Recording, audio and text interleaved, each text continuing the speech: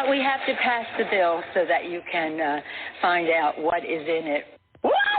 If you like your doctor, you will be able to keep your doctor. What difference at this point does it make? Doesn't make sense.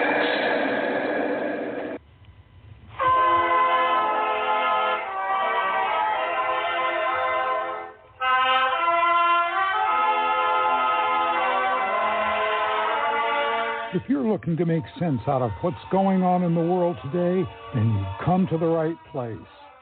Welcome to Southern Sense Talk Radio with your host, Annie, the Radio Chickie Bellis, and featuring Curtis C.S. Bennett and the most interesting guests that you'll find anywhere on Internet radio.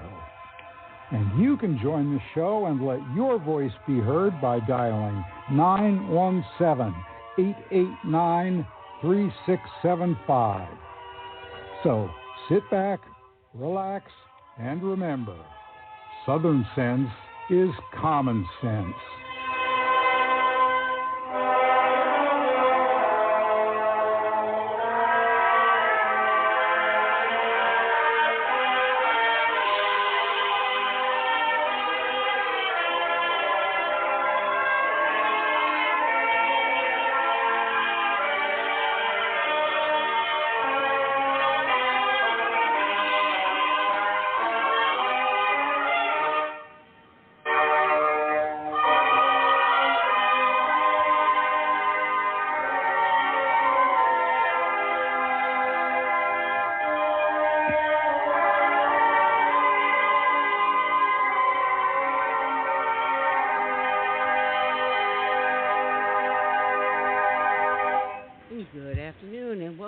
To another adventure here on Southern Sense. You're listening live on Blog Talk Radio, Facebook, iTunes, Stitcher, Spreaker, YouTube banned us again.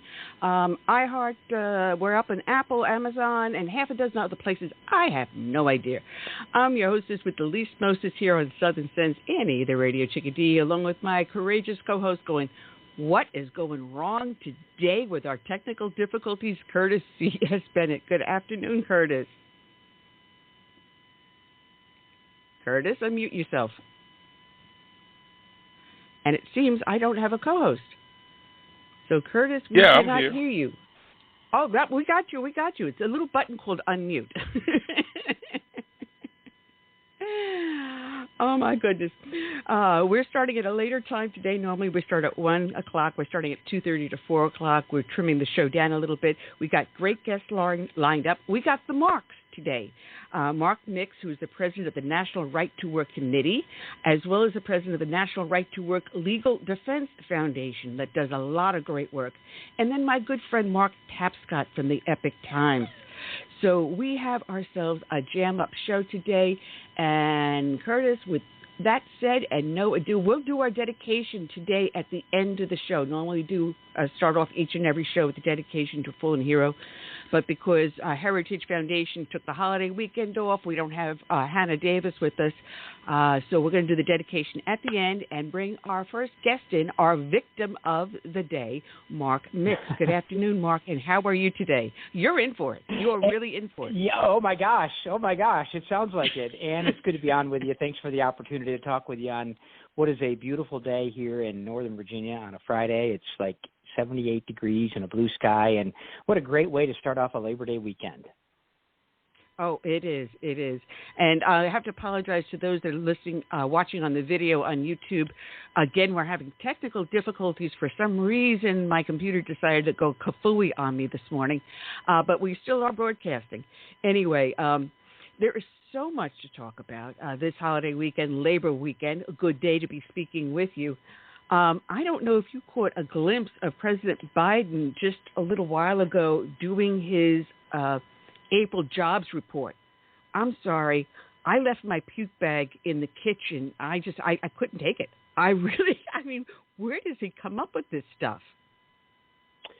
Yeah, and it's really interesting. You know, he was doing a whiteboard show, I think, earlier in the week, and, you know, all of the statistics that he cites are just people understand it's just not true. I mean, you can't go to a grocery store, you can't go to the gas station, you can't go anywhere without feeling the results of an economic policy that's designed to dramatically increase costs and to reduce rights, frankly, from a standpoint, from a right-to-work perspective. But, yeah, they just make this stuff up, and we're supposed to believe it.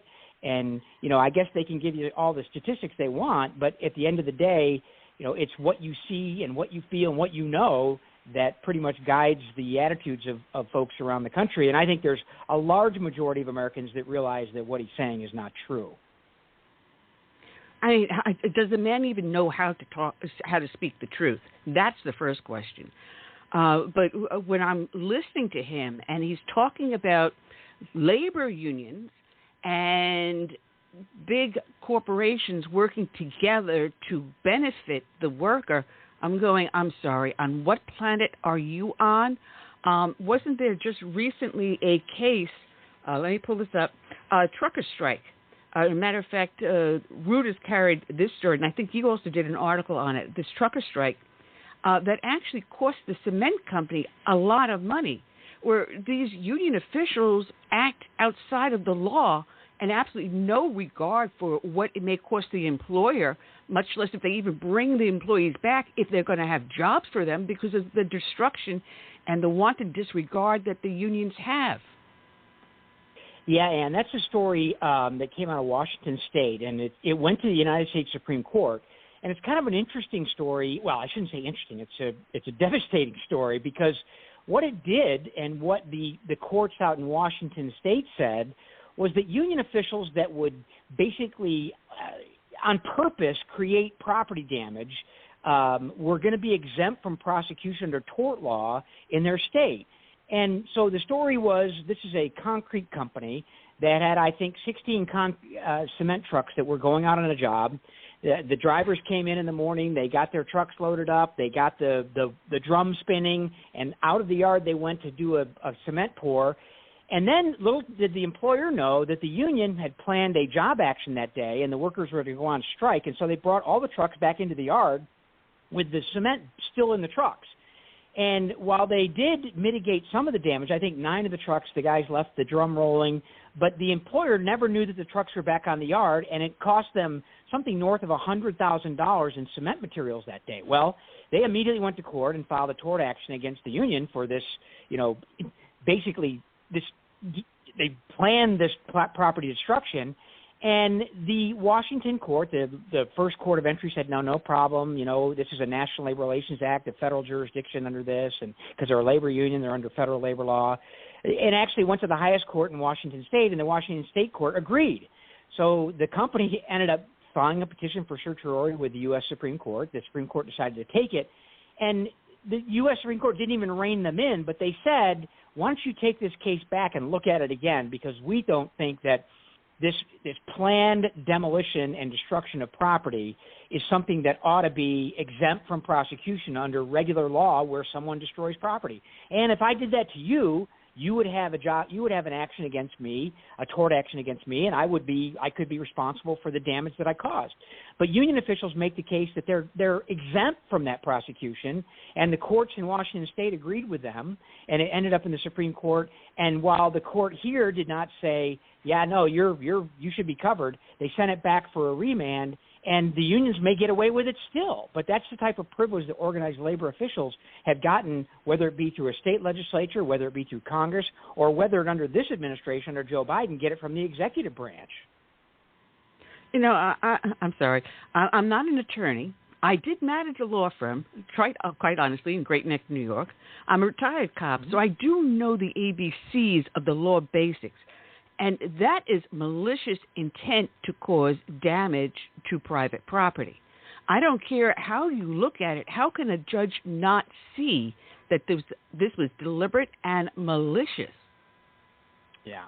Well, that's a great question. And I think that's the same question that the majority of the Supreme Court had when they said, you know what, you need to take a look at this again, because we understand that, it was malicious damaging of property. It was planned out. It was all structured. And, yeah, under ordinary circumstances, they would have called the police, and the police would have shown up and said, yeah, we see the damage, we see the evidence, we understand what happened, and away you go with getting some relief from that damage. But it is amazing. You know, union officials, it's interesting. We go back to a U.S. Supreme Court case back in 1973, a case called Enmons, E-N-M-O-N-S. When I say this, people don't believe it, so I spell it so they can look it up.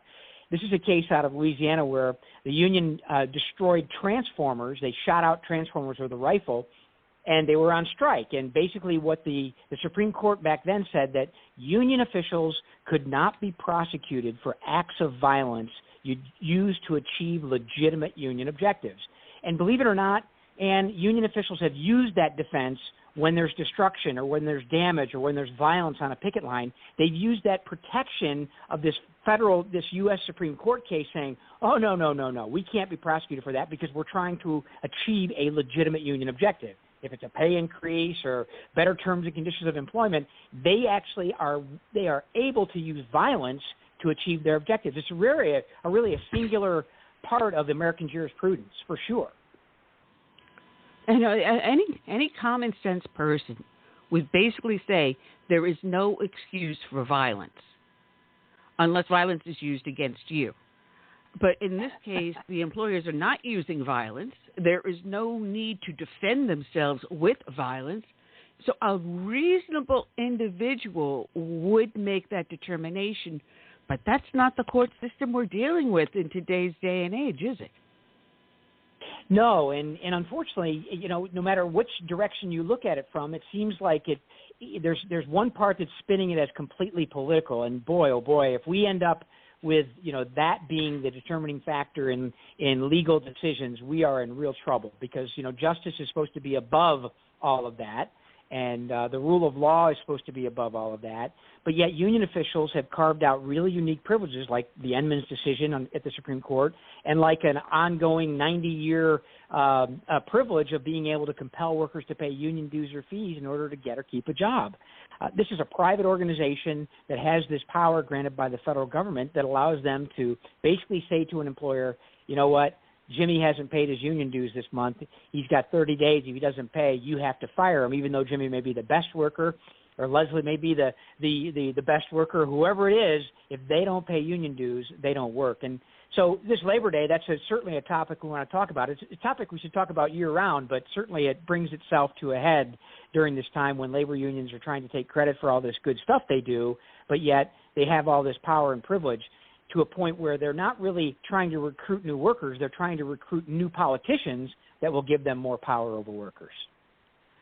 You know, it's funny because I've seen the progression of unions over the years. And when they first started out, they had a legitimate purpose and use.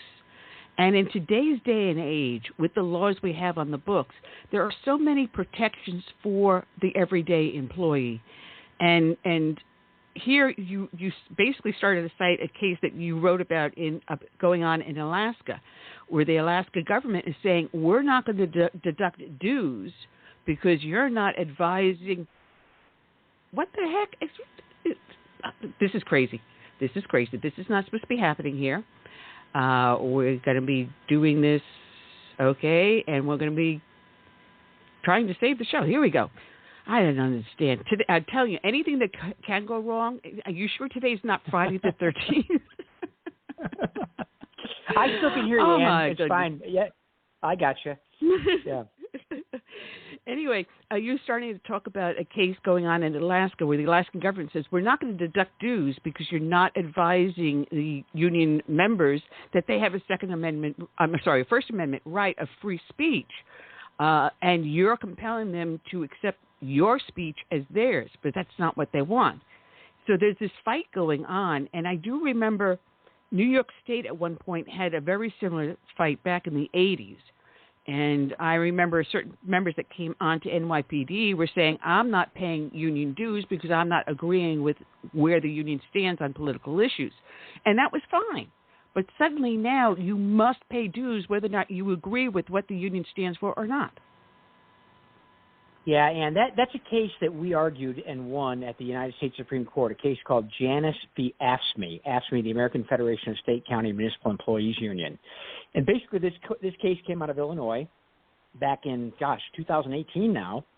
It started way before that, but it got to the U.S. Supreme Court in 2018. And the Supreme Court ruled that any government worker anywhere in America at any level of government could not be compelled to pay dues or fees to a labor union in order to work for government. And we argued it on First Amendment grounds, and the Supreme Court majority agreed with us on that, saying this was a First Amendment speech protection, a constitutional protection for workers. But the Supreme Court went one step farther. They said it's okay if a worker gives the state and or the municipality or the local government or the union can prove that an individual employee has waived their First Amendment rights and is willing to pay those dues.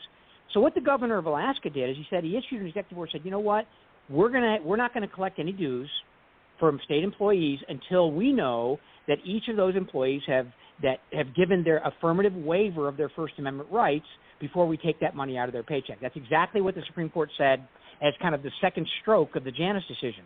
First one was, First Amendment protections, you don't have to pay, you can't be fired if you don't pay dues or fees to the union. And then the second stroke was, by the way, you have, in order to take that money out of their paycheck, you have to have an affirmative waiver of, the person has to affirmatively waive their First Amendment rights before you can take the money. Well, Alaska said, we're just following the Supreme Court here, and of course the Ninth Circuit stepped in, and you can only imagine what the Ninth Circuit did to it, and they said, no, you can't do it. But the governor and the attorney general in the state of Alaska have decided to step in front of the U.S. Supreme Court and file a petition with a brief in the U.S. Supreme Court asking the Supreme Court to look at this and said, hey, we just tried to follow your order, and the Ninth Circuit says we can't. How about you take this case and make it to fulfill what you indicated in the Janus case back in 2018? We're hopeful.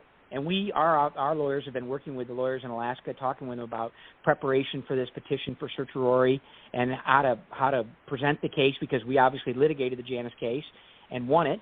And so we hope that the Supreme Court will take it in this next term, and they will come back and say, look, if you want money taken out of your paycheck, just sign this sheet of paper that says you're waiving your First Amendment right, and there's no harm, no foul. You get it. But obviously, Ann, you can think about how opposed to the union is to that, to have to go back and ask people if they want to sign a waiver and support politics, right? You got it. You think the union doesn't? No, they don't need your money. They don't need your money for the least bit. Gold toilets in their bathrooms. Shall we say more? Yeah. Yeah, you remember Gus Bonova in Manhattan, the SC Service Employees Union, International Union guy. He was the president. He did have a gold toilet, I think, if I remember correctly, yes. in his penthouse down in Manhattan. Yeah. Yes, in the penthouse. Yes, gold toilet. Yeah, and paid by your union dues.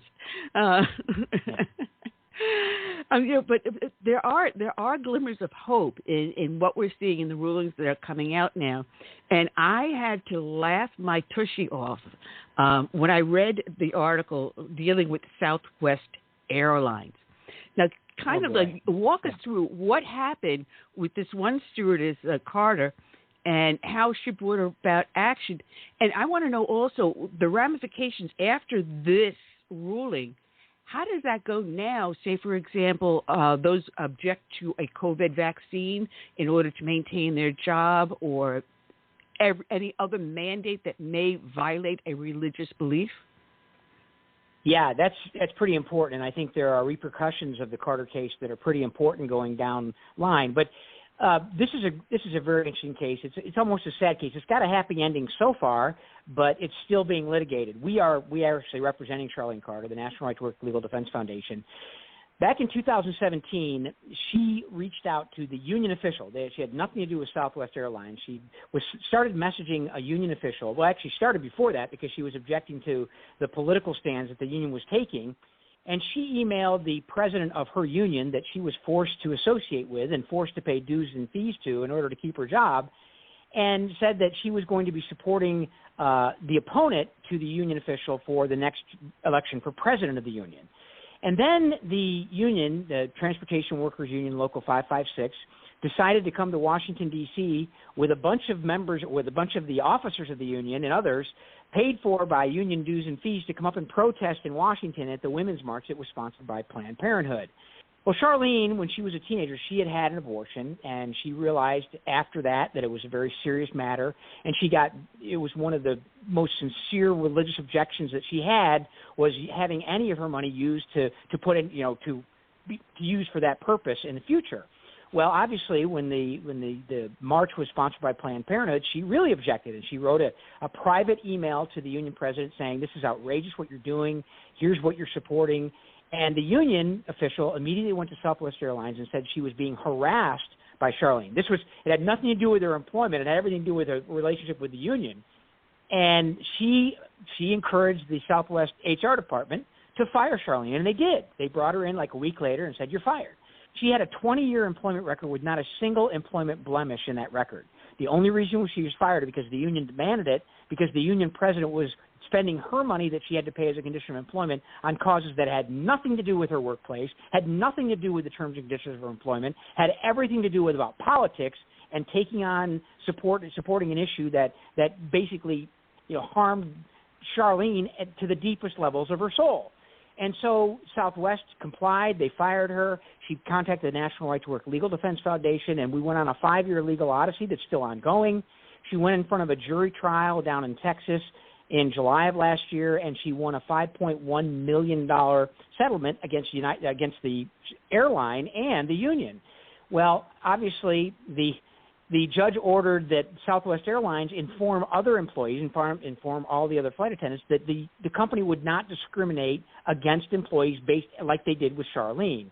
Well, Southwest Airlines put out a statement afterwards, that, apparently complying with the court order, that was basically 180 degrees divergent of what the judge ordered. They said, well, we don't discriminate, and we will hold you to the same standards that we held Charlene to. And so the judge actually sanctioned Southwest Airlines and required that 3 of their attorneys attend religious liberty training.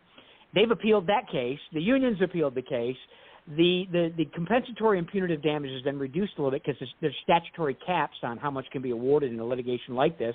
So it's down to about, I think, $800,000. But the good news is Charlene's back on the job. She's flying again. She's doing what she loves. People are whispering in her ear saying they're supportive of her and thank her for standing up. The problem, though, unfortunately, Ann, is she still has to pay union fees in order to keep her job. I don't mean to laugh about it. It's not funny, but that's the way the law reads. But so the case goes on, is ongoing. But what's happened here, Ann, is really exciting, is that this issue has brought a whole new audience to kind of the compulsory unionism issue, the idea of religious discrimination, discrimination on content, things like that. And I think, to your point, and I don't know whether we've gotten a legal ruling on it yet, but it kind of brings to it the attention of the idea of mandatory vaccines, for sure. It brings that issue to the forefront, again, by saying, yeah, as a condition of your employment, you have to do this, even though you may have sincere religious objections to vaccinations or have objections in general to them. And I guess union officials would say, well, you either do it or go find another job, which is not really an appropriate remedy for something like that. That has nothing to do, in Charlene's case, it has nothing to do with her employment or how she does her job or anything like that. It's a very interesting case, and I had a laugh when I saw that they had to take this mandatory religious instruction, and that was with, let me make sure I get this one, Alliance Defending Freedom, which is a Christian legal organization. So they ended up using a nonprofit to instruct these attorneys on what our constitutional rights are. Because that's basically defending our constitutional right. Yeah, that's right. And of course, the company objected to that. They objected to the use of that particular organization because it's not on the acceptable list for most folks. And, it's a really interesting battle, and it's ongoing. There's probably another year or two left in this litigation. But we're going to be right beside Charlene all the way, continuing to help her defend her rights, her constitutional rights, her workplace rights, and those rights that should be really relatively basic when it comes to employee-employer relationships, and then when a union is involved as well. Well, I think the Southern Poverty Law Center had a little something to do about whether or not right. the Alliance the Alliance Defending Freedom was a hate group. Yeah. Yeah. Listen, we only got a few minutes left. This is going so fast because I knew there was so much to talk to you about and so much going on this Labor Day. But we have Julie Su, she is not getting confirmed, it looks like, and Joe Manchin had a lot to do with holding that up. But Joe Biden just recently said, well, she's going to be there forever, even though she's not approved by Congress as the Constitution requires. It doesn't matter. We're just going to violate the Constitution, and we're going to keep her in the job. We're just going to keep on calling her an acting director, so she's not officially the director. So they're kind of like skirting around the issue, aren't they? Yeah, indeed they are. You know, Article 2, Section 2 talks about the advice and consent of the Senate for, you know, confirmations like this. They have not confirmed. They confirmed her earlier as a deputy secretary. She got 47 votes against her back then. But this is obviously a role that has a lot more authority, and it actually controls the entire agency. And, yeah, you're right. She can't get the votes to pass, and Joe Manchin is just one of a couple of Democrat senators, Angus King from Maine, Kristen Sinema from Arizona. They've all indicated they have opposition to her nomination and to her confirmation. And so she doesn't have the votes to serve. And so, yeah, Biden has basically said, yeah, we're just going to let her serve there until whenever we get defeated. And I suspect if Joe Biden were to be reelected, she might continue to serve as the acting Secretary of Labor under the rules that they're establishing. And Ann, apparently there's a conflict between two different statutes. There's a Vacancy Act, and then that was passed a while back, and then there's another one. And obviously there's potential litigation about what statute applies to her, whether or not she can be paid because she hasn't been confirmed, and how long she can stay in the seat. And Congress is getting engaged in that. In fact, Virginia Fox, who's the chairman of the Health and Education Labor Committee in the House of Representatives, has sent a letter back to the White House saying, okay, what is this? How are you doing this? And I don't think she's got a straight answer yet. They're just, look, this is a tyranny, and we're going to run it the way we want, and we don't care what anyone says, and we're going to disregard the basics of the advice and consent function of the legislative branch of our government. Yeah, the U.S. Government Accountability Office said that they're working on it, trying to get a legal opinion. Well, here's a legal opinion. You're full of crap. Get her out of there. That's it. Simple. But there's also questioning about whether or not Julie Su actually may have committed perjury before Congress. She was doing a Joe Bidenomics lesson to Congress and really got everything wrong. So wouldn't that in itself disqualify her? Well, and there's so much politics involved in all of this, and you're right. I mean, that's why I think there's senators that say, you know what, we just can't support her. And not only that, but her record when they had an equivalent position out in California when they were regulating small businesses and regulating individuals in a way that was very empowering to organized labor. And I think, all of that evidence piled up has made it virtually impossible for her to be confirmed. And that raises the larger question. Okay, if she can't be confirmed, then how can she hold that position for any length of time is really the question. And, I guess they'll continue to look into it. But we have been pretty proactive with our membership across the country, encouraging them to contact their senators about this particular problem. And I think they've done that.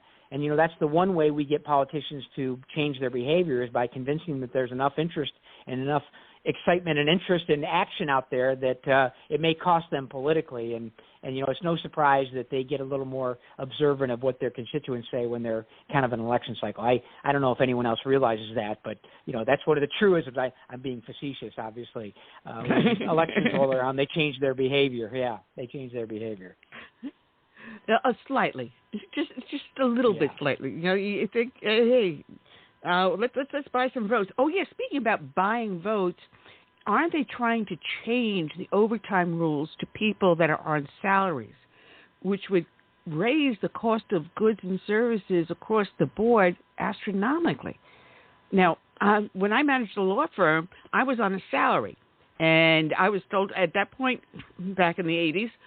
There was no overtime. If you came in on your day off, that's part of your job.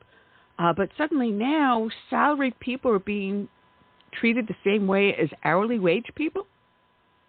Yeah, I think what they've done is increase the wages for an exemption, and I think it was like maybe $32,000. It's gone up to $55,000. But yeah, they've changed some of the details there, And I haven't studied it that closely, but I know that there's a dramatic increase in the cost of small businesses and others when this happens. And that doesn't do anything to create opportunity. It doesn't do anything to create jobs and create an environment where jobs can flourish and new investment can be made.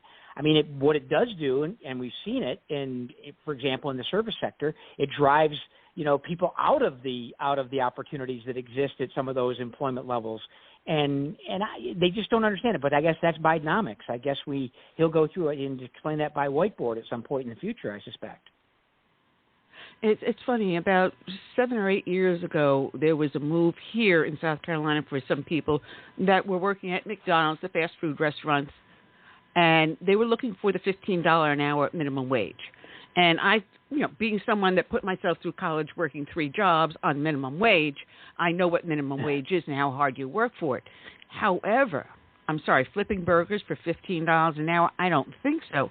And as soon as I saw that and people started to protest outside the McDonald's, and I said, I give them less than 1 year, that McDonald's is going to close down. They're going to revamp the entire store. They're going to have it 95% automated.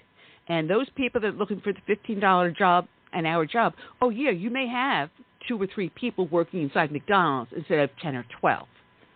You're going to kill the jobs and put automation in.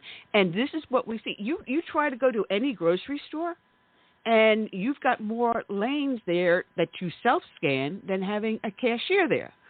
And this is what people are doing when they push for that minimum wage without realizing they're going to kill jobs doing that. Now, how do we combat that? Well, that's another political question. I mean, you have to be engaged in it, and it's very hard. It's very hard to fight against higher wages. And the left knows that. They know it to the point that they push it. And if you're against higher wages, well, somehow you're against apple pie and Chevrolets, and frankly, that's not the truth. I mean, it's just an amazing thing. It's economics 101, and I think, and to your point, I mean, obviously there's been obvious changes in the quick serve restaurant business. I mean, there's kiosks now. You're right. You walk into a McDonald's or a Wendy's or something like that, and you're ordering yourself. You're not talking to a human being. You're waiting. 2 people package everything up and deliver it to you, and who knows what happens in the kitchen now. I mean, we've seen those robots that can make hamburgers. That's a little bit spooky, but then again, that's what we're seeing, and it's exactly to the point you're making, is that people don't understand that when you raise costs, you raise prices. And I mean, obviously, you have in economics, they'll talk about the wage price push, inflation, and all that. Well, inflation is a function of money supply, and Joe Biden has stuffed enough money into the process, spending wise, that he's created the inflation. No one seems to understand that. But the same thing is true at the micro level. The microeconomics work the same way as the macroeconomics in many cases, and those microeconomics are on display with. My wife just got back from the grocery store a little while ago, and she called me. She goes, "Mark, I've got 2 bags of groceries. It's $134." Like, yes, yeah, yes. I get it. Yeah. Used to be you were happy if you had 4 bags of groceries for $20. Now you're lucky if you have 2 bags for $125. But Mark, it is a pleasure having you. We got to have you on back again. A lot more conversation to have. You have the National Rights to Work Committee as well as the National Rights to Work Legal Defense Foundation. There's links on the show page. People can click on it, go straight to your page to see what you're doing. And you have on the show page a thing called Know Your Rights, information for employees, so people can click on that and check out what industry they're in and what their rights are and all the hard work that you do to keep America running. God bless you, sir. Thank you, Ann. Appreciate the opportunity. It's my pleasure.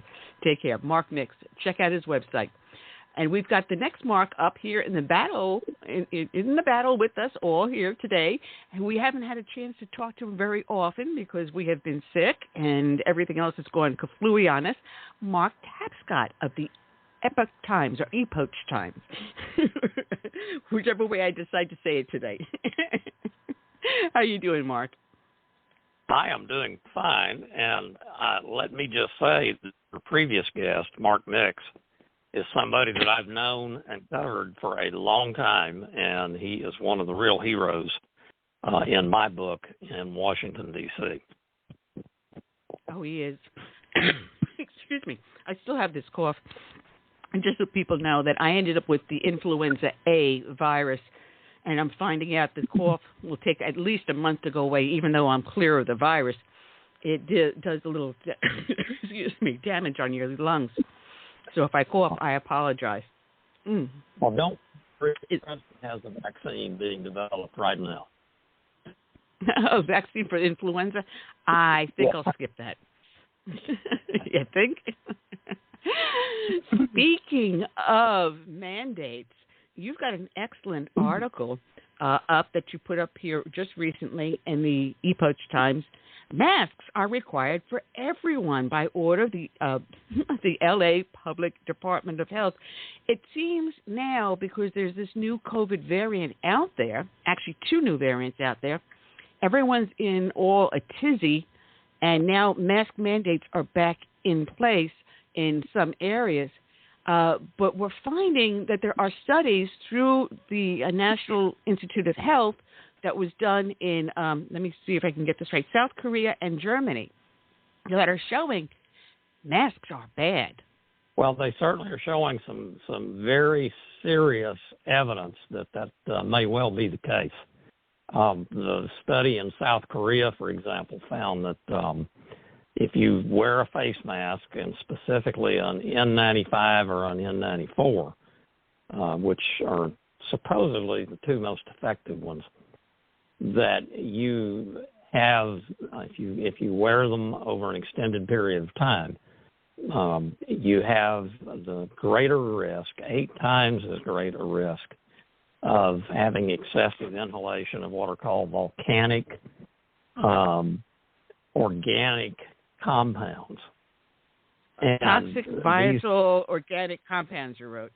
That's a mouthful. Volatile organic compounds. I never can remember that. That I got your back, Mark. I got your back. Thank you, Anthony. I appreciate it. Those are serious business because they are linked to chronic headaches, nausea, damage to some of our organs, most notably the liver, and even some cancer indications.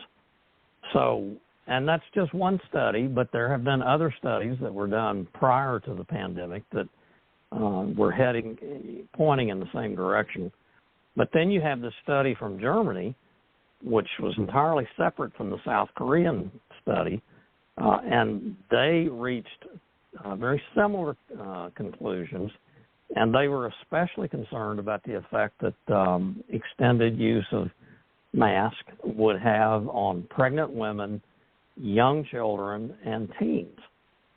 So there clearly is some credible scientific evidence, and it appears to be growing with some regularity as more and more scientists look into this, to suggest that requiring masks is not a good public health measure, and in fact it may be a very bad one.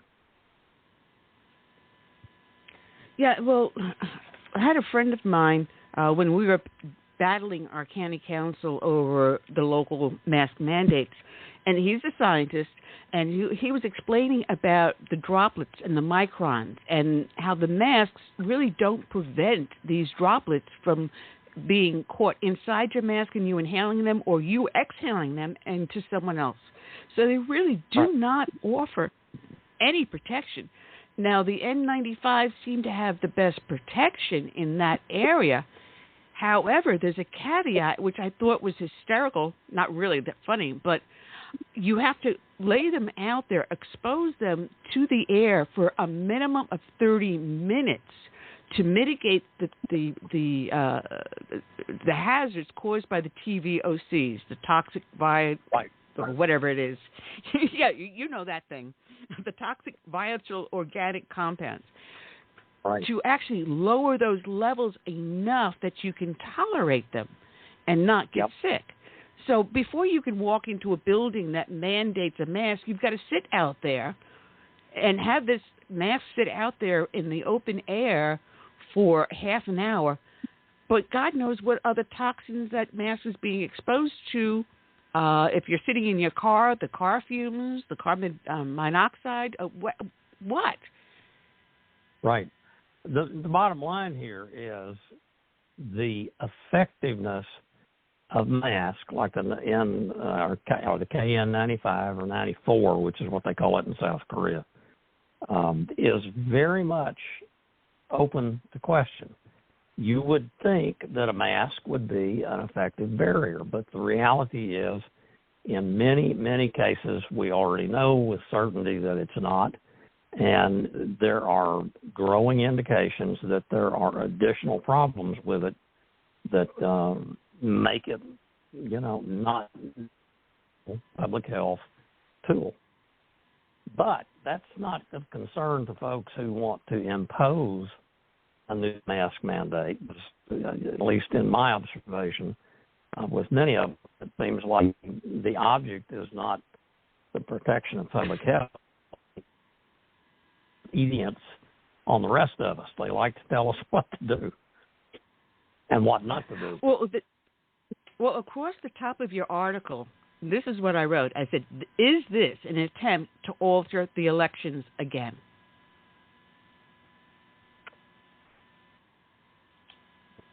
Good question. Did I lose you, Mark?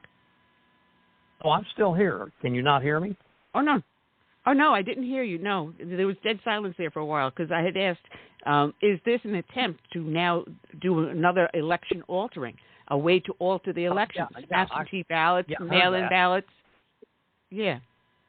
I heard that, and I said there does certainly seem to be a pattern emerging here where you create a crisis, a nationwide crisis, that then becomes the justification for these extraordinary voting measures, which are much easier to take advantage of and, in effect, create the appearance of an outcome that may or may not actually reflect reality of voters. So, yeah, there you go.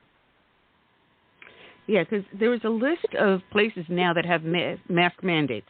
One is the Morris Brown College, which is a historically black university in Atlanta. And they're saying, well, this is going to only be for 2 weeks. But we heard that 2-week excuse before, and that didn't quite work out too well. Lionsgate, this is it's a Hollywood thing, and also now certain people on certain floors are now required to wear masks. Not all the floors, not everyone, but certain floors and certain people. Kaiser Permanente in California, which is a healthcare company.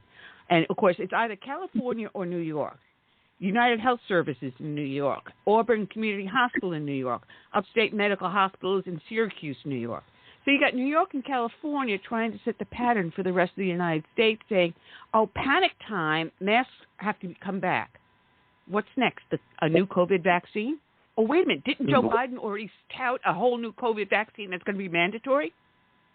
Well, he did say that it's being developed, and he did say it probably will be recommended for everybody. And as soon as Congress gets back to town in Washington, D.C. next week, they're going to ask, the White House is going to appropriate hundreds of millions of more dollars to fund the research for this new vaccine. And the indications that I've seen so far, I don't claim to be a medical doctor, of course, but the indications that I've seen is that, and in fact the CDC said for 96% of the country, admissions are not up at hospitals due to COVID or either of these two new variants. So it looks more like political opportunity taking than public health measures. Yeah. Now I was reading in your article that CDC officials have said they have no such requirement because hospital admissions for COVID-19 cases are presently low for 96% of the country. So you're talking about maybe a small 4%. So maybe the question should be, why that 4%, why those locations are more prone to an infection, and what is causing that? Why don't you control that instead of penalizing 96% of the rest of the country that is doing everything right? Yeah, exactly. And I asked specifically, the CDC media folks, what is the threshold, the official threshold in terms of hospital admissions?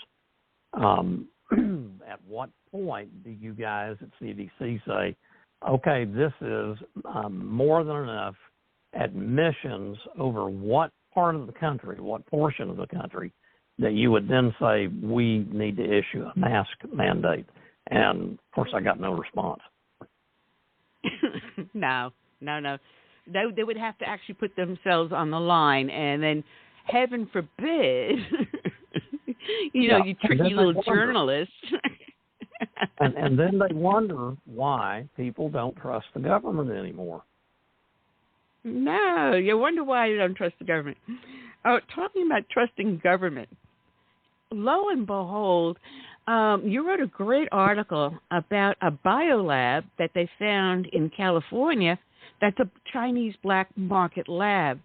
But you don't think that's the only lab they could possibly have in the United States, just this one. The Chinese wouldn't possibly think of hiding a couple more. Do you think? Maybe? Well, Annie, let me ask you a question. Have you heard anything else about that particular biolab in the last, week? Nope. No. There's been no coverage that I've seen about that biolab. It's as if somebody turned a switch off and all the journalists in America said, okay, we can't cover this story anymore. Let's go on and find something else. This is a Chinese biolab in California that is sitting there creating Lord knows what. They had hundreds of mice that have been infected purposely with various diseases as part of what appeared to be the same kind of research that led to the coronavirus, COVID. And I don't see a whole lot of evidence that anybody in the White House or, frankly, in Congress is very concerned about this. Now, it was an unpermitted laboratory. It was run by Prestige Biotech in Reedley, California, and you wrote that they found several hundred laboratory mice being kept in unsafe conditions and appeared to have been genetically altered to both catch and communicate the deadly virus that killed more than 1 million Americans since January of 2020. And you go further on to say that the Centers for Disease, the CDC, inspected the lab and determined that at least 20 potentially infectious agents were the teeth in backwards, stored under inadequate conditions. Right. Think, Annie, this lab was found in an abandoned warehouse. An abandoned warehouse that nobody was paying attention to. And you go into it, and not only do you find those 20 agents, not only do you find those genetically modified mice to transmit and to receive certain diseases, but they found all kinds of supplies, chemicals and otherwise, stacked up in this. And, my gosh, I mean, you would think that there would be some kind of real concern on the part of the president and on the part of both party leadership in Congress. What in the world is going on? And as you said at the outset of this portion, how many more are there? This could be a real national security problem. We've got a massive homeless problem here in the United States, thanks to this current administration and their policies. Now, an abandoned building like that is candy to a kid. And I'm sorry, here I live in a nice area here in South Carolina, and they were putting up an apartment building complex behind where I go for physical therapy. And they've been working on this apartment complex, I'd say now for about 2 years. And finally, the building is starting to come back up again. it was obvious in my nice neighborhood that there were homeless inside that abandoned building. Now you've got this huge warehouse, a little bit off the beaten path, but it's a perfect place for people to go and shelter for the homeless. Yep. And, oh, by the way, with all the supplies in there, isn't that a great place to loot? Because these PPEs, the personal protection equipment that they have in the lab, that's a gold mine out there on the street. And yes, it turns around, and it comes down to Jesselyn Harper, who was a local code enforcement official that saw something was wrong here. So a local code enforcement cop found this. And again, how many more are there across the rest of the United States that we don't know about? Yeah. And ask yourself this question.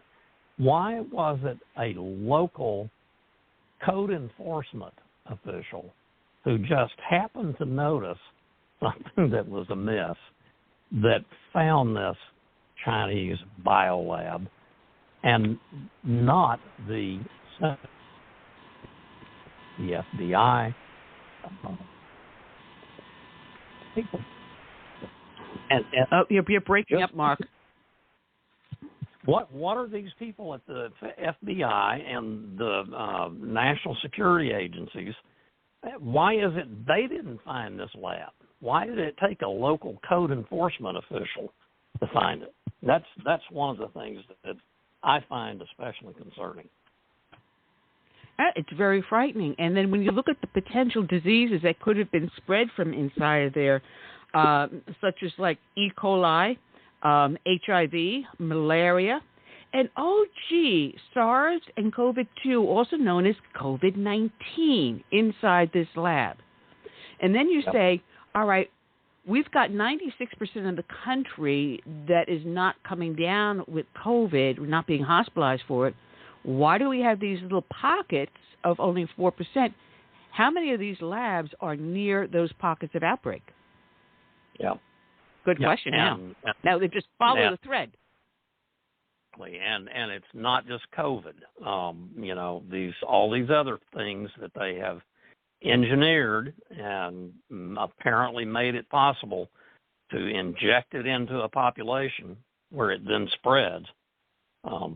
That's an act of war. We ought to call it what it is.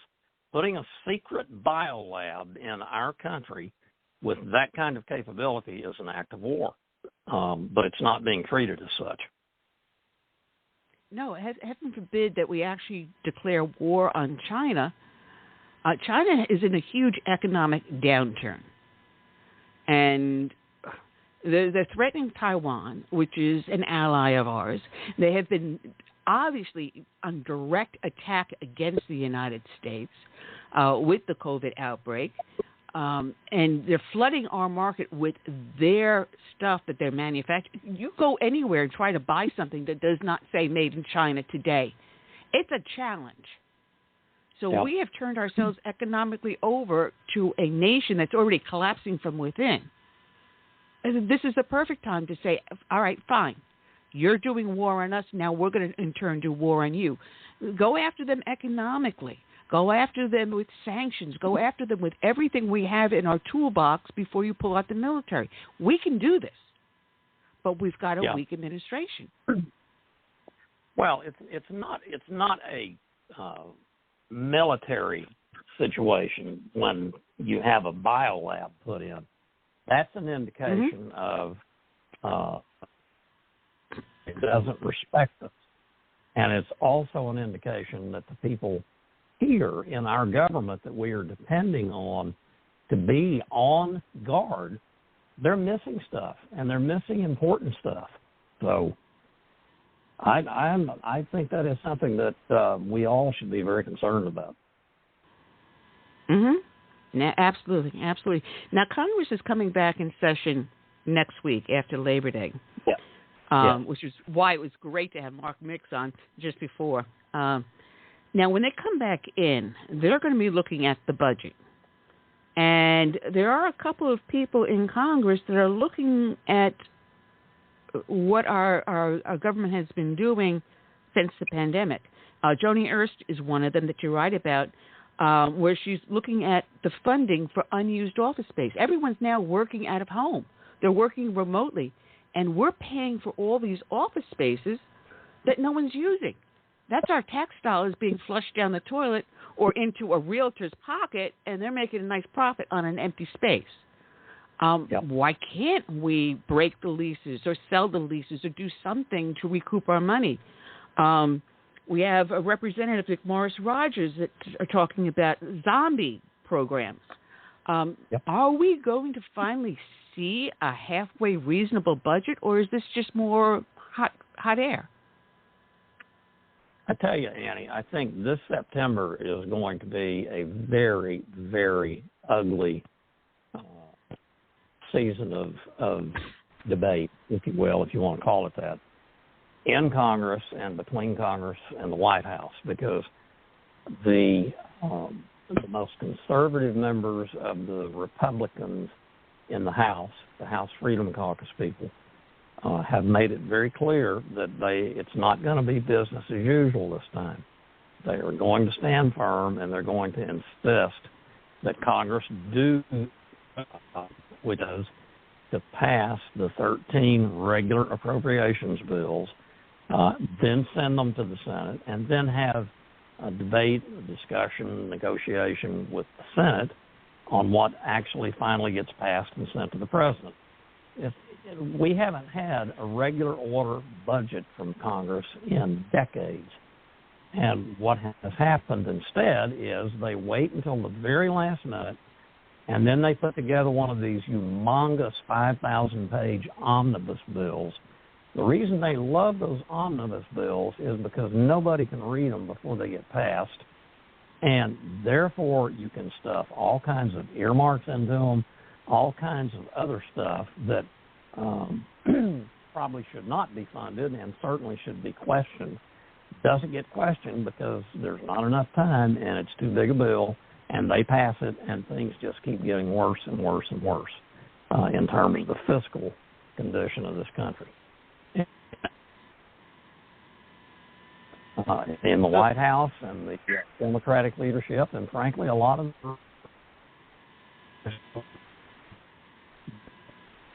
you're breaking up again, Mark. I'm sorry. We're losing you. There's a lot of folks in Washington who don't want to change that. No, there's a lot, and we're talking about Joni Ernst going after this, the empty offices, but you also write in the article there's also a consequence of these people not being in a centralized location where there is supervision over them. Because people are now calling into these government agencies, whether it's Social Security or Veterans Affairs or any of the other government agencies, and calls are not being responded to. They're left on extremely long wait holds if the calls are even picked up or returned.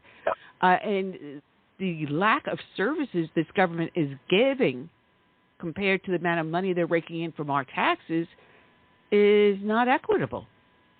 Yeah. And there's a number of examples, and I'm sure there are many, many more that have not been found yet, but they will be, where you have, for example, one veteran who was calling and calling and calling, trying to get an appointment with a doctor, and he died. And who knows, if he had gotten that appointment with that doctor, perhaps he wouldn't have not died. The reason he didn't get the appointment is because he couldn't get anybody at VA where he was calling to answer the friggin' phone. So, the problem is, as Senator Ernst points out, when you let everybody in government work from home, then you don't really know if everybody is doing what you're paying them for. And there is a significant amount of evidence that there are a lot of folks who are on the government payroll who are not doing their work.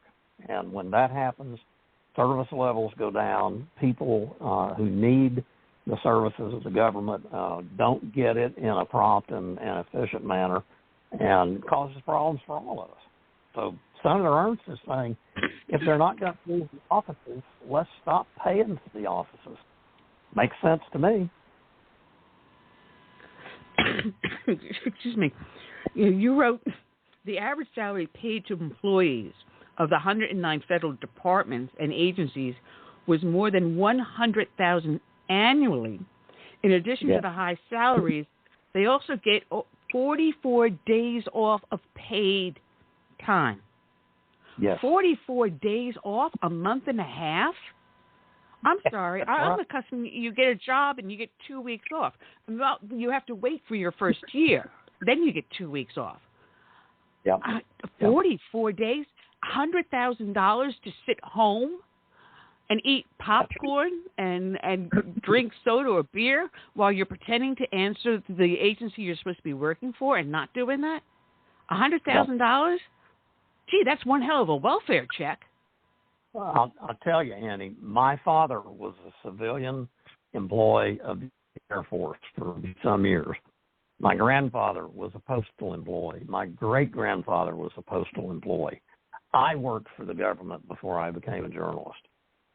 Government service, public service, to me is a noble thing. But we have an awful lot of people working in our government who are not taking it seriously as a noble pursuit. No, it's an excuse to get a pension. I mean, right.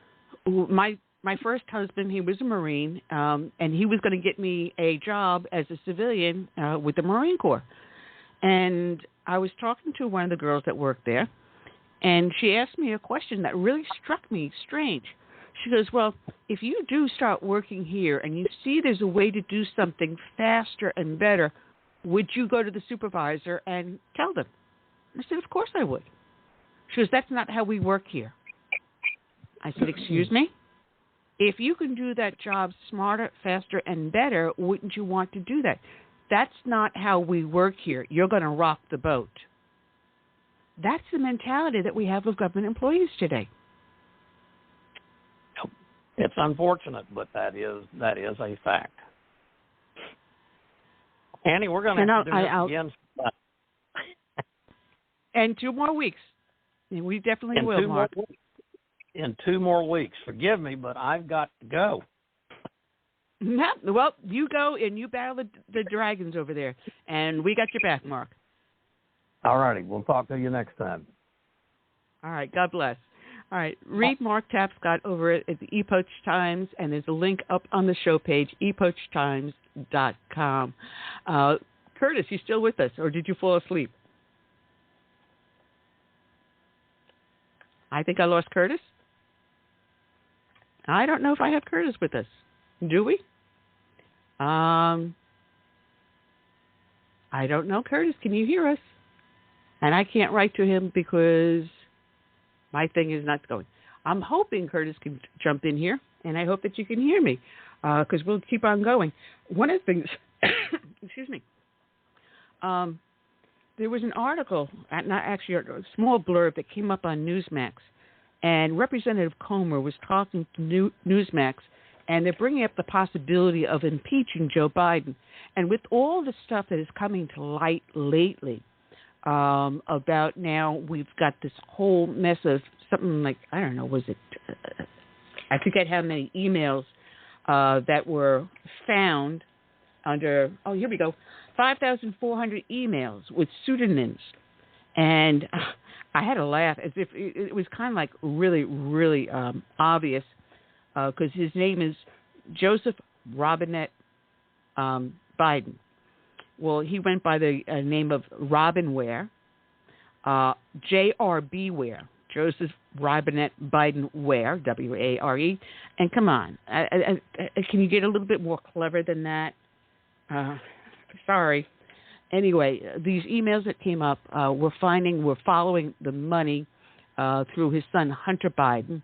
We're following now the trips that were taken on the vice president's plane as he was vice president with his son, Hunter, along. That was supposed to be for pleasure for Hunter just coming along, but it turned out to be business. These are all things that are coming to light. So more and more we're finding good reasons for articles of impeachment. And there's enough support in the House and evidence to move forward from what Representative Comer has been saying. But he's cautioning that you got to make sure the progress doesn't backfire. in the 2024 election. And the reason he's saying that he's afraid of it backfiring, and he cites historical instances of this,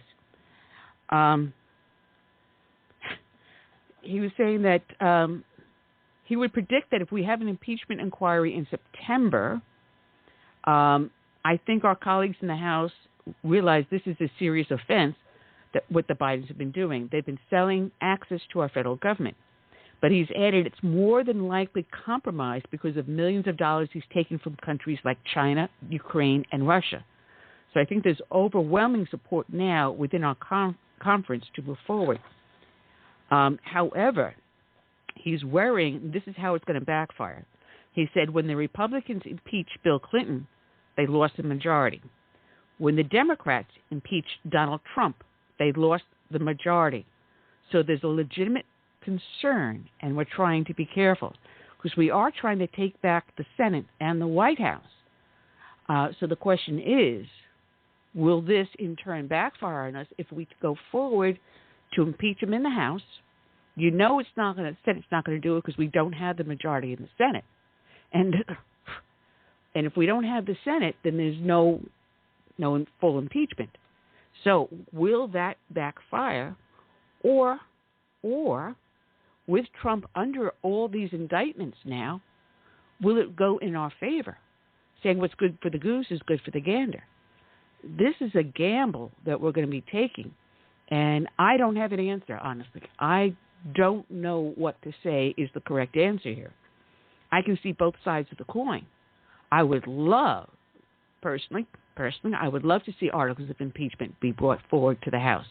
I'd like to see it for Biden. I'd like to see it for Mayorkas. And there's several other people I can think of, including Fauci, that should be brought forward on articles of impeachment for numerous reasons, including dereliction of duty, lying to the public. Fauci definitely lying to the public. Mayorkas failing to perform his duties in defending this nation and defending our borders. That's a dereliction of duty. There are reasons to bring these forward. But then again, if we look at the history, historically what has happened, that when the Republicans brought articles of impeachment, we lost the majority. When the Democrats did it with Donald Trump, they lost the majority. Well, the question is, do we go forward or not? I honestly don't have an answer. And I'm hoping Curtis can join this conversation soon. Otherwise, for the next 20 minutes, I'm going to be talking to myself. Anyway, I want to welcome everyone that is watching over on Facebook as well as here on Blog Talk Radio. We are banned again, once again, taken down off of YouTube. And matter of fact, our show on Facebook had been taken down also. So not only YouTube, but Facebook are now starting to censure us. So I want to say hi to everyone that is able to. And I hope that you're on our homepage also watching and listening. And we will be migrating the homepage to a new service. I was trying to update the page today, and if you heard me cursing, oh, Lord, you'd be running out the front door. Anyway, for those that are listening also, we did not do the dedication at the start of the show. We will do it towards the last 10, 15 minutes of it. I had mentioned the 5,400 emails that have surfaced with Joe Biden under his pseudonyms, and he had 4 different pseudonyms. 3 of them is Robin Ware, Robert L. Peters, and J.R.B. Ware. And these were the pseudonyms he used as vice president under Barack Obama. And excuse me. The National Archives and Records Administration acknowledged these officially, and they reported them to the New York Post. It was the Post that put out a FOIA, a Freedom of Information request, back in June of 2022. Also, the Southeastern Legal Foundation, the SLF, is a nonprofit constitutional legal group. They're the ones that requested the email. And they're saying that as they go through these, it's going to be a lot that's going to become uncovered, and maybe we'll see a little bit more in the workings of the Biden family and how they made their money from Ukraine, China, Russia. Interesting. Very, very interesting. Now, we all know Trump has been indicted for election interfering. That's the basis of the charges. However, there's a story that's been breaking out of Michigan where there are thousands of 2020 voter registration forms that have surfaced. 2 weeks before the 2020 election, a woman dropped off more than 10,000 voter registration forms with a city clerk in Muskegon, Michigan. And the number of forms was a red flag for the city clerk. Less than 4,000 of the city's voting age residents weren't registered to vote. So where did she come up with 10,000 if less than 4,000 were registered to vote? And Curtis is having problems with he's having problems on his end of the communications. So let's see if we can try to bring him back in here. I see him up on the screen. Curtis, can you hear us now? Curtis is having a problem with his equipment. And I don't know what's going on, but I see him there, and I don't hear him. So I'm sorry, folks. It's just technical difficulty. Thank you very much, Blog Talk Radio. Another reason why I'm trying to get off. I almost have the new program figured out, and I will try to work with Curtis this week on doing a test run to see if we can get the new system up and running. As I was saying, about here in Muskegon, Michigan, the woman, Brianna Hawkins, who delivered the forms, was employed by GBI Strategies. It's an out-of-state firm working to boost Democratic voter turnout in urban centers in key swing states to help then-candidate Joe Biden defeat Donald Trump. Now, I went a little bit further into some of this, and GBI Strategies lists as the people that they do business with. They received over $2 million from the Democratic Senatorial Campaign Committee. They received, and this is for the 2020 election cycle, over $1 million from the DNC Services Corp. And that's the Democratic National Committee Services Corp. The Democratic Party of Iowa gave them close to $500,000. Black PAC, which supports Democratic and progressive candidates, gave them close to $500,000. And Biden for President also gave them close to $500,000. So the top 5 payments they received, that's the top 5. After that is Black Church PAC, Julian for the Future, whatever the heck that is. That's only $18,000. And the League of Conservation Voters, the Tree Huggers, just shy of $2,000 there. So out of the top 8, the top 6 are all Democrats. And I don't see a single Republican group on here. So GBI Strategies is the company that went out to collect these voter registrations. Now, there is an FBI investigation. Local Muskegon Police Department contacted the Michigan state authorities, who in turn contacted the FBI. And so they do have proof of voter fraud in Michigan. Now, we had on recently a guest that we exposed voter fraud in the state of Pennsylvania. There's now voter fraud being exposed in Virginia. And we're seeing nationwide instances of this arising of voter fraud. Now, the question that was raised by this clerk in Michigan that received it, it said, well, this seemed to be possibly more widespread than just the state of Michigan. This is potentially nationwide.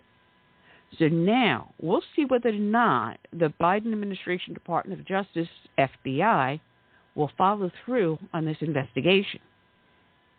It may take a new administration coming in, a Donald Trump, or any Republican, anyone other than Joe Biden or Gavin Newsom or whoever else they're going to throw at us. Actually, as a matter of fact, Robert Kennedy Jr. would not be a bad pick for the Democrats if they had half a brain, because he could carry the ticket. And at least he's more of a moderate than what we have in there, someone that you can at least work with. So this is going to be something that could help the Trump administration, the Trump case. So we're going to wait and see what happens with that.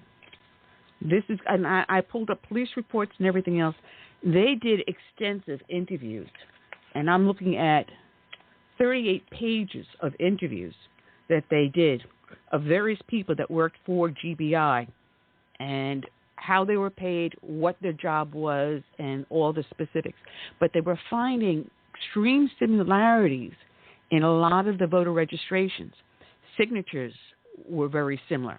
The handwritings were extremely similar, application after application. Addresses were bogus. Names were bogus. Applications were not completely filled out.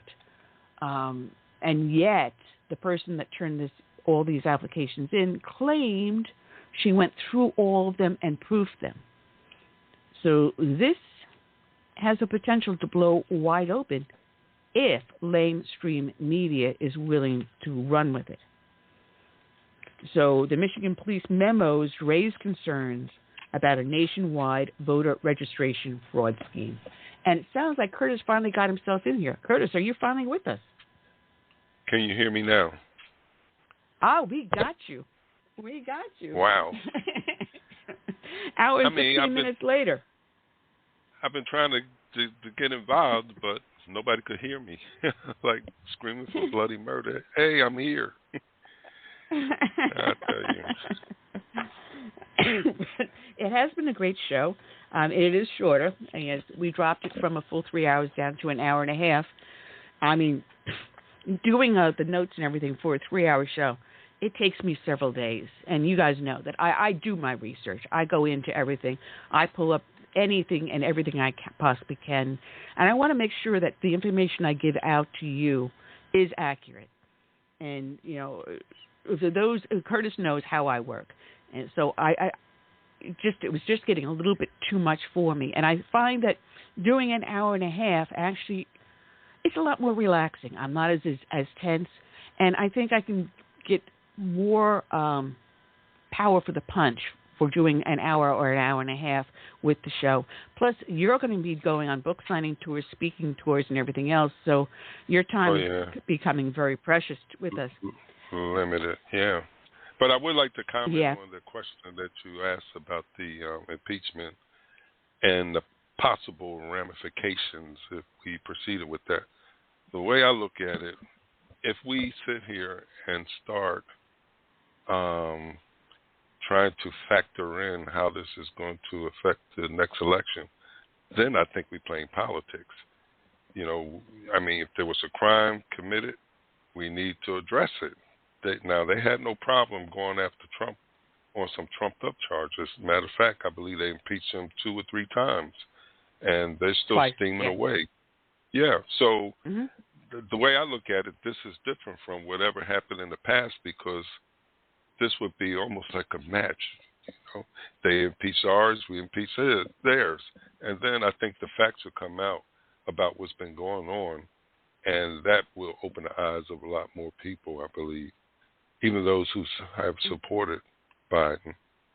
That's my take. Yeah, it's a gamble. You're actually throwing a coin up in the air and seeing which way it's going to land. Honestly, that's how I'm looking at it.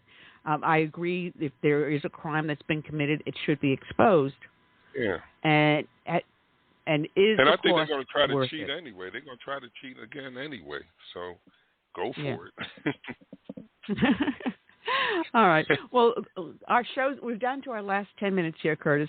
The show is really, I'm sorry that you weren't able to join us because it was a lot of fun talking to Mark Mix and Mark Tapscott, my two Marks. I marked the spot. Anyway, those that listen to the show know that we do a dedication each and every show to a fallen hero. And today's dedication is going to go out to Trooper J. Rougeau, who was shot and killed by a wanted man near the intersection of Swamp Road and Baumgardner Drive in Walker Township. Let me get everything over here. His end of watch was Saturday, June 17th of this year. And this reads, at about 11 a.m., the subject entered the parking lot of the Pennsylvania State Troopers, Troop G, Lewiston Station, and shot several patrol cars using a large caliber hunting rifle. The man fled the scene and called 911 several times as they searched for him. The man then shot and critically wounded a Pennsylvania State Police lieutenant in Mifflintown Borough at about 12:45 p.m. that day before fleeing again. And then shortly before 3 p.m., the man was located in a shopping center in Walker Township and then fled into a nearby wooded area where he and Trooper Rougeau were both killed during a shootout. Trooper Rougeau had served with the Pennsylvania State Police for almost 3 years. He is survived by his wife, mother, sister, brother, niece, and 2 nephews. He was only 29 years old. And this is from CBS News. A Pennsylvania state trooper who was shot and killed earlier this month when he went to work on his day off after learning his barracks had been attacked by an armed man was laid to rest during a funeral where the state's governor and his colleagues lauded him as a hero who only wanted to serve his community. Jacques J.F. Rougeau, Jr., 29, a native of Corey who lived in Mifflintown, was shot on June 17th by Brandon Stein of Thompsontown. Stein also critically wounded another trooper that day in a separate incident before he was shot and killed himself after a manhunt and a fierce gun battle with law enforcement. Rougeau was killed by a gunshot through the windshield of his patrol car as he drove down a road in Walker Township, not far from the state police barracks. He had been a trooper since 2001 and was the 104th member of the state police to be killed in the line of duty. Speaking at the service, Governor Josh Shapiro said Rougeau had a servant's heart and lived a life of purpose as a dedicated trooper who loved cheering on Penn State football, playing pickup basketball at the Corey YMCA, and mentoring kids during youth basketball games. In every part of his life, Jay wanted to give back and serve others, Shapiro said. His funeral was held at a packed Bayfront Convention Center in Erie. Lieutenant James Wagner, 45, the other trooper shot by Stein, had remained hospital and is now in rehab, still in critical condition. He is the father of 3 sons, and he enlisted in state police in 2020 and was assigned as the station commander of Troop G in Bedford Station. Today's show is dedicated to Trooper Jacques Rougeau, Jr. It is also dedicated to all the brave men and women out there that serve as first responders, be they law enforcement, firefighters, or emergency services.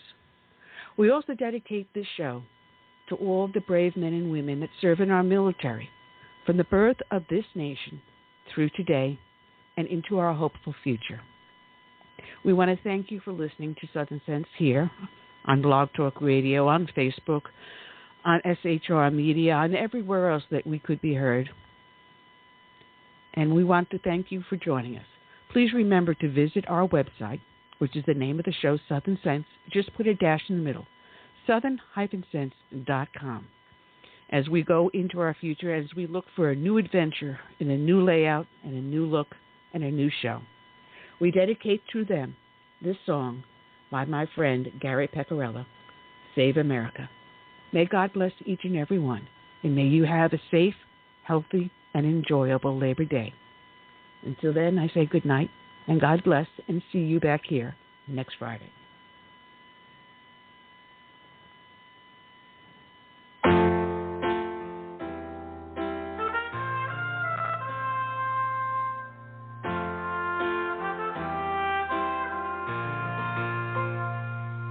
I'm praying for this land I love, America, America, the home of the free. But there are people making plans to change America. They've no respect for her or what matters most to me. That's why I stand for the flag and I kneel at the cross, mourn for the friends I have loved and lost. And I still believe in God we trust, and the prayer of our forefathers granted us. I hope it's not too late to save America.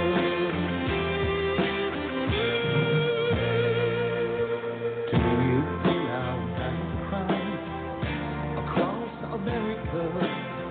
We've got to rescue her. You know it's up to me and you to see the truth behind their lies. Don't change America. God bless America and the red, white, and blue.